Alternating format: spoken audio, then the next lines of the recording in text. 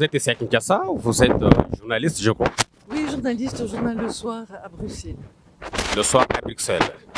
Vous êtes ici à Kinshasa, c'est pour couvrir les élections. Oui, c'est ça, j'étais déjà venue avant pour voir la campagne et puis je suis venue maintenant pour vraiment voir les élections. D'accord. Aujourd'hui, c'est le vendredi, la CENI va publier les premières tendances. Vous, en tant qu'observatrice, quelles sont vos impressions?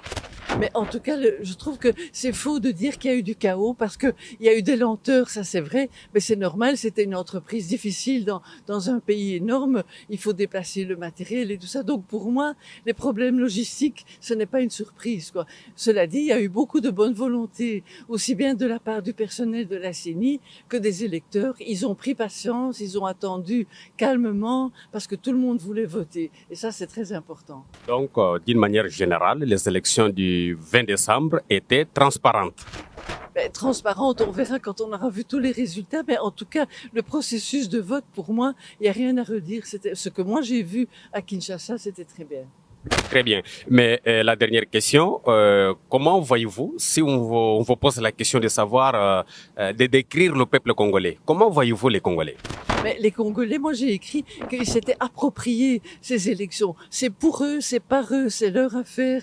Et les gens ont pris ça très au sérieux. Et donc c'est un peuple qui veut la démocratie, il veut s'exprimer et on doit le respecter. Très bien, on doit le respecter. La dernière question, ici en Afrique, au Congo-Kinshasa, partout au Mali, en Côte d'Ivoire, les Africains pensent que le malheur qui frappe l'Afrique, c'est l'Occident. Quel est votre point de vue? Ils sont un peu décalés. On peut dire ça du temps de la colonisation, certainement pendant la colonisation, certainement au moment des indépendances truquées, volées, quand on a tué des leaders comme Sankara au Burkina Faso, comme Patrice Lumumba ici. Là, on leur a volé leur indépendance, mais un peu à la fois, ils reprennent quand même leur destin en main. Et moi, j'ai bon espoir. Et pourquoi vous rentrez aujourd'hui pendant que la CENI n'a pas encore terminé à publier les résultats? Parce que ça sera instantanément sur Internet et dans les dépêches et faire des commentaires sur qui a gagné, qui a perdu. Je peux faire ça à Bruxelles aussi, d'autant plus que le téléphone fonctionne très bien et Internet aussi. En tant que journaliste, vous connaissez déjà celui qui a remporté l'élection présidentielle? Ah ben non. Vous ne connaissez pas? Ah ben je ne peux rien dire, je n'en sais rien. Moi j'attends sinon il n'y a pas d'intérêt. Sinon il n'y a pas de suspense.